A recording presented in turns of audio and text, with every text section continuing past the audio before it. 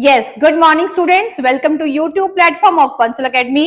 तो आज इस वीडियो में मैं बात करने वाली हूं आप लोगों के साथ इंग्लिश के मॉक टेस्ट की, जो कि अपने आप में बहुत ही इंपॉर्टेंट है। इंग्लिश के जितने भी मॉक टेस्ट की हमारी सीरीज रहेगी, वहां पे एक मिक्स क्वेश्चन, एक पूरी की पूरी वैरायटी रहेगी अलग अलग पार्ट्स ऑफ स्पीच में से, सो दैट हम लोगों को एक सिनेरियो क्लियर हो जाए कि एग्जैक्टली जब हमारा एग्जामिनेशन होगा और वहां पे जो किस टाइप के क्वेश्चंस होंगे, तो क्या क्या स्ट्रैटेजी होनी चाहिए, कितनी टाइम ड्यूरेशन में हम लोगों को इन क्वेश्चंस को जल्दी से सॉल्व करना चाहिए, टेक्निक उसकी क्या रहनी चाहिए, एग्जैक्टली ये सारा कुछ बताया जाएगा इस वीडियो में। तो चलिए स्टार्ट करते हैं सबसे पहले क्वेश्चन के साथ। My observation is that between Vivek and Sakshi Vivek is most intelligent. तो ध्यान से इस क्वेश्चन को ऑब्जर्व करेंगे, थोड़ा थोड़ा आप लोगों को समझ में आना शुरू होगा कि बेसिकली ये जो क्वेश्चन है that is all about the errors वाले क्वेश्चन एग्जामिनेशंस में आते बहुत हैं। एंड नंबर 2, बहुत स्टूडेंट्स रहते हैं जिनको ये वाला पोर्शन बहुत मुश्किल लगता है, लेकिन अगर आप लोगों ने पार्ट्स ऑफ स्पीच को बहुत ध्यान से कवर करके रखा है तो वहां पे हमारे लिए इन क्वेश्चंस को अटेम्प्ट करना, इनके आंसर्स को ढूंढना और रादर ना देखते ही हमारी ऑब्जर्वेशन ऐसी हो जाती है कि पता चल जाएगा एग्जैक्टली एरर है कहां पे। अब मैंने क्वेश्चन को रीड किया, my observation is that between Vivek and Shashi Vivek is the most intelligent. Question को देखते ही समझ में आया कि यहाँ पे बेसिकली कंपैरिजन का काम है, और कंपैरिजन किन किन के बीच में है, खाली 2 पर्सन के बीच में। जिन स्टूडेंट्स ने मेरी एडजेक्टिव्स वाली वीडियोस को ऑलरेडी कवर करके रखा है, वहां पे उन लोगों को तो ये क्वेश्चन अटेम्प्ट करने में बहुत ईज होनी चाहिए, उन सारे के सारे स्टूडेंट्स को। सो आई होप आप लोगों को समझ में आ रहा होगा ये जो क्वेश्चन है एडजेक्टिव्स वाले पार्ट में से है। मोर ओवर मैंने कंपैरिजन, डिग्रीज ऑफ कंपैरिजन बताया था, एडजेक्टिव का degrees of comparison her year इसमें से बहुत क्वेश्चंस पूछे जाते हैं एंड आप लोगों के सामने ही है कि किस टाइप के क्वेश्चंस पूछे जाएंगे। तो वहां पे तीनों डिग्रीज के बारे में पता होना बहुत जरूरी था। सबसे पहले पॉजिटिव डिग्री, आफ्टर दैट हमारी कंपैरेटिव डिग्री एंड थर्ड है हमारी सुपरलेटिव डिग्री। अगर तीनों का पता रहता तो समझ में आता, मैम जब कंपैरिजन हो 2 का तो वहां पे कभी भी हमारी सुपरलेटिव डिग्री को यूज नहीं किया जाएगा। विवेक इज द मोस्ट इंटेलिजेंट, ये आएगा ही नहीं, विवेक इज मोर इंटेलिजेंट। समझ में आया कि मैम ये जो एरर वाला पोर्शन है यहाँ पे मोस्ट का यूज नहीं किया जाएगा, मोस्ट अपने आप में सुपरलेटिव डिग्री को डिनोट करेगा, और यहाँ पे 2 का कंपैरिजन है, 2 से ज्यादा का नहीं। अगर 2 से ज्यादा का होता तब मैं वहां पे सुपरलेटिव को यूज करती। So that is the reason Vivek is more intelligent, that would be the right answer. लेकिन यहाँ पे एरर है, सो हमारा सी पार्ट जो है उसको हमने टिक किया। चलिए चलेंगे हमारे नेक्स्ट क्वेश्चन पे। Wait, will go with next question.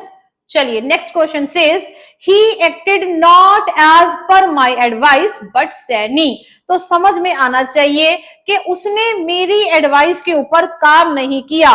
पता चलते कि ये भी एरर्स वाला ही क्वेश्चन है, रीजन वैसे ही बाय पार्ट्स में दे दिया, कभी फर्स्ट पार्ट, फिर सेकंड पार्ट, फिर थर्ड पार्ट, और फोर्थ पार्ट में बोला नो एरर। तो बस आंसर को ढूंढना है। He says कि he acted not as per my advice, उसने मेरी सलाह के मुताबिक काम नहीं किया, बट सैनी। अब बोलने वाले को ना खाली हिंदी वर्जन से ही समझ में आ जाएगा, उसने मेरी सलाह के अकॉर्डिंग, मेरी एडवाइस के अकॉर्डिंग काम नहीं किया, बट सैनी। आप लोगों का सेंटेंस क्या होना चाहिए, उसने मेरी एडवाइस के मुताबिक काम नहीं किया पर सैनी की, मतलब सैनी की एडवाइस के अकॉर्डिंग काम किया। तो जहां पे भी ये वाला जेस्चर आ जाएगा, बताया था एक अपोस्ट्रोफे वाला पार्ट है जो आप लोगों को इंक्लूड करना पड़ता है। सो यहाँ पे जब भी ऐसे कनेक्टर्स को यूज करके आप सेंटेंसेस बनाने की कोशिश करेंगे, यहाँ पे जो हमारा सही आंसर आना था बट सैनीज, मतलब बट सैनी तो किसी सेंटेंस को कंप्लीट ही नहीं कर रहा ना, तो समझ में आता है बट सैनीज। क्या ये सैनीज को मैं क्या लिख सकती हूँ, सैनीज। तो यहाँ पे पता चलता है कि सैनी की अकॉर्डिंग पे, एडवाइस के अकॉर्डिंग उसने काम किया पर मेरे अकॉर्डिंग नहीं काम किया। सो यहाँ पे अपोस्ट्रोफे एस का यूज किया जाना था, जो कि नहीं किया गया, that is the reason why ये गलत हो जाता है। चलिए चलेंगे आगे। आई होप सो इसका क्वेश्चन का आंसर आपको ढंग से समझ में आया होगा। चलेंगे हमारे थर्ड क्वेश्चन पे। A book containing summarised information on all branches of knowledge. बोला जाता है ना, हमारा माइंड भी तो ऐसा ही एक तरीके से हर एक चीज की बहुत तरीके की नॉलेज है, चाहे वो किचन को लेके हो, चाहे वो पढ़ने लिखने को लेके हो, चाहे किसी प्रोफेशन जॉब को लेके हो, हर तरीके की नॉलेज, बहुत सारा पार्ट भी हमारे दिमाग में सेम रहता है। आई विल नॉट से कि हमारा दिमाग एक एनसाइक्लोपीडिया की तरह काम करेगा, बट यस, जो बुक है जिसमें पूरी की पूरी समरी है, इंफॉर्मेशन है about all branches of knowledge, that book is called as encyclopedia. फटाफट से टिक कर लेंगे इस आंसर को, encyclopedia, that is our right answer.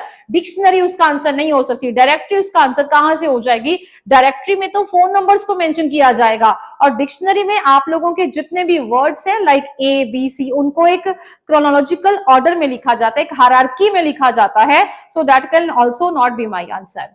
चलेंगे जी नेक्स्ट क्वेश्चन की तरफ।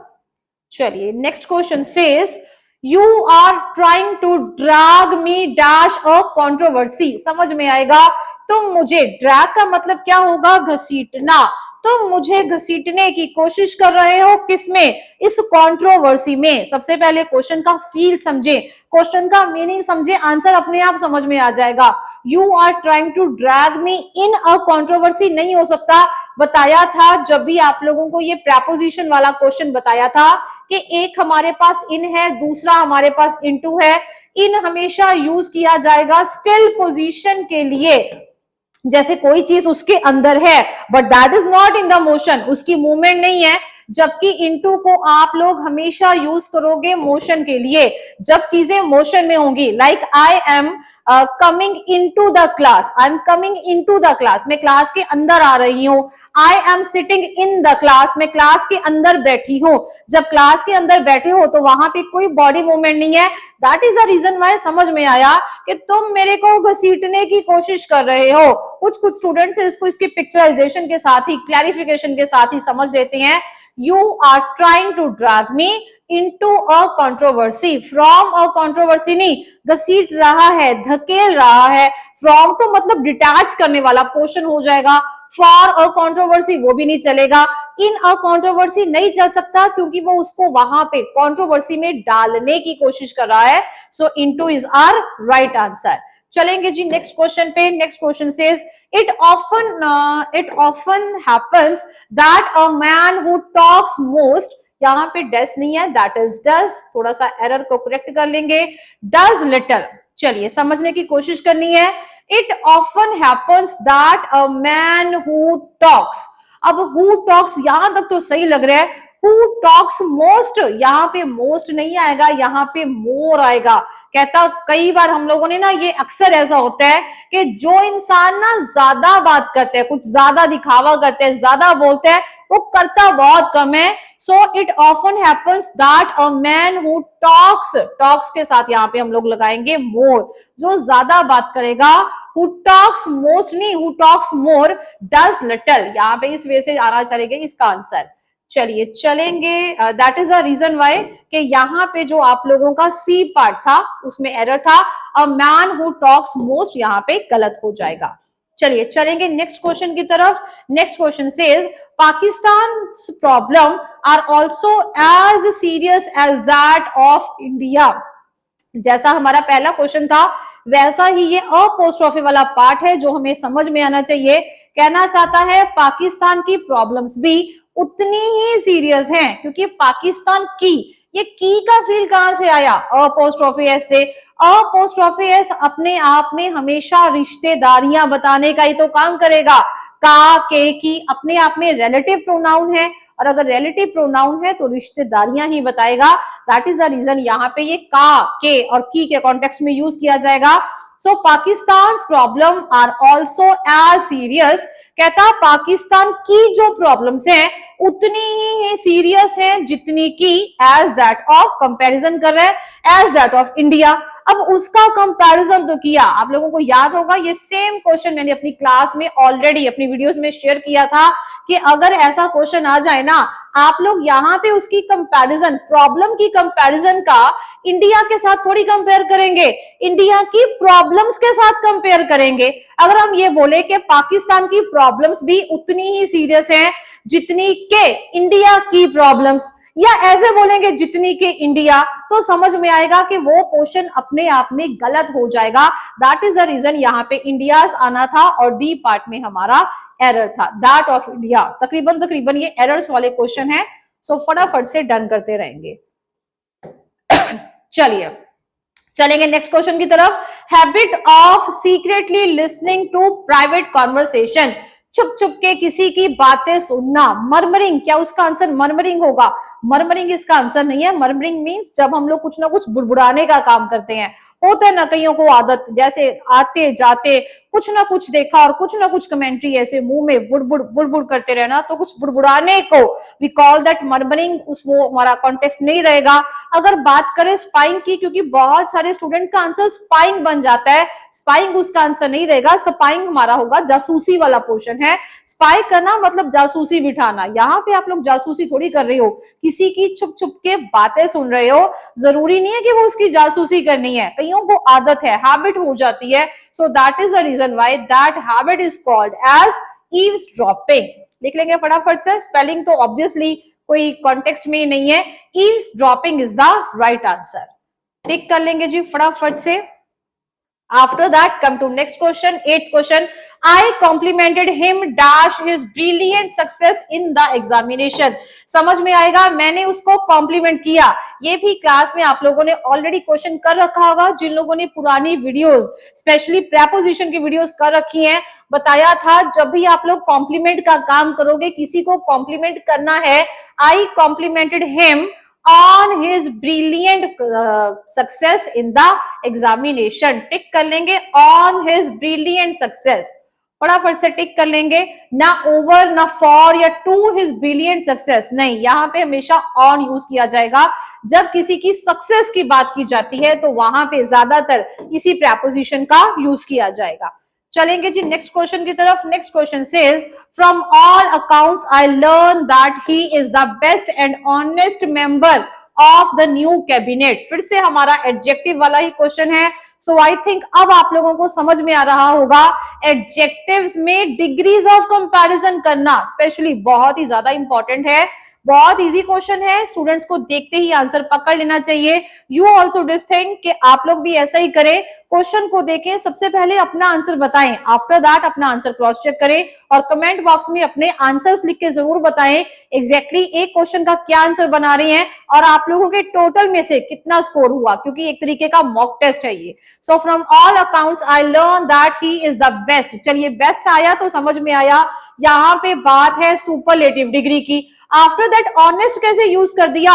रीजन, ऑनेस्ट यहाँ पे अपने आप में पॉजिटिव डिग्री का काम करेगा, लेकिन क्या पॉजिटिव चाहिए या सुपरलेटिव चाहिए? Member of the new cabinet, मतलब समझ में आएगा of the member of the new cabinet, तो समझ में आ रहा है कि यहाँ पे जब ये बात कर रहा है from all accounts I learn that he is the best and honest member of the new cabinet, यहाँ पे बात चलेगी हमारी सुपरलेटिव डिग्री की। So that is the reason यहाँ पे मोर ऑनेस्ट आना, सॉरी मोस्ट ऑनेस्ट आना था, क्योंकि बात चाहिए हमें सुपरलेटिव डिग्री की। So that is the reason why C part is the wrong option. उसको करेक्ट कर लेंगे, इसको टिक कर देंगे, ही is the best and honest member, answer गलत हो जाएगा। आप लोगों को एरर वाला क्वेश्चन ही बताते जाना है खाली।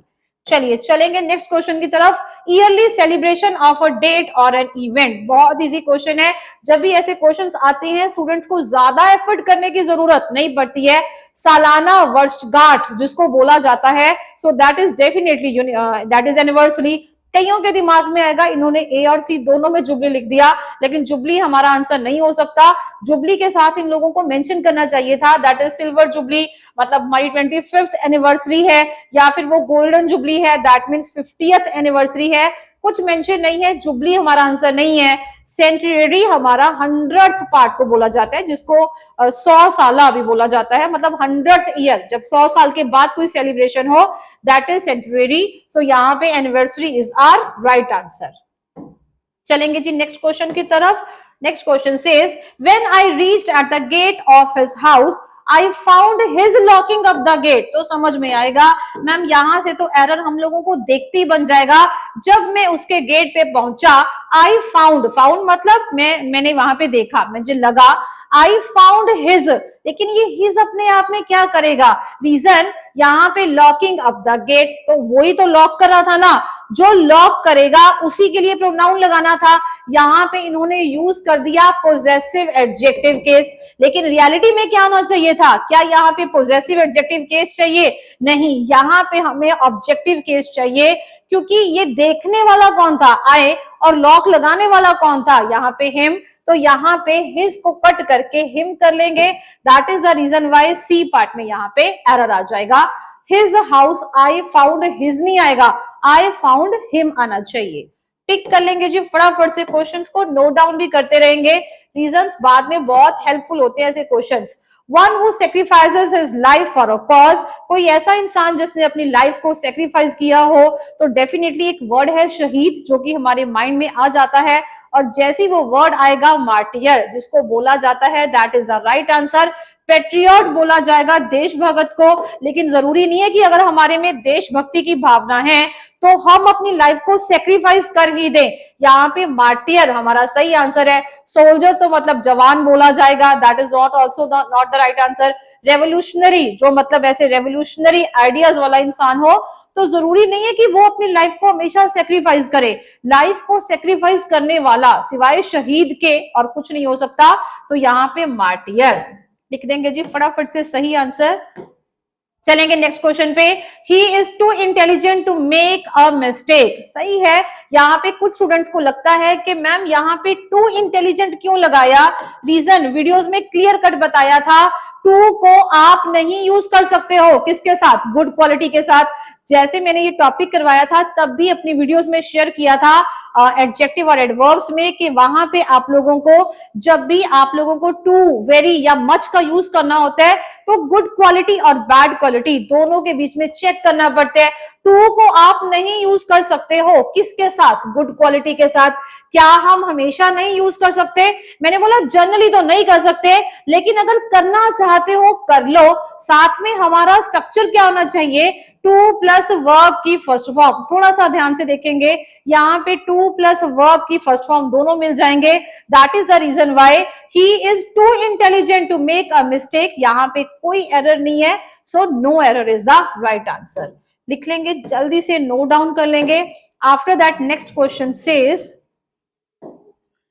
चलिए next question says, many of the question appeared in this question paper are too difficult to solve. So यहाँ पे मैनी लगा दिया, यहाँ पे मैनी नहीं आना चाहिए था, यहाँ पे most of the question, most मतलब ज्यादातर क्वेश्चन, मैनी नहीं आएगा, मैनी ज्यादा वाला क्वेश्चन हो जाता है। So most of the questions appeared in this question paper are too difficult to solve, फटाफट से इसको टिक कर लेंगे। सो मैनी का मोस्ट बनाना था, जल्दी से टिक कर लेंगे, that is the right answer.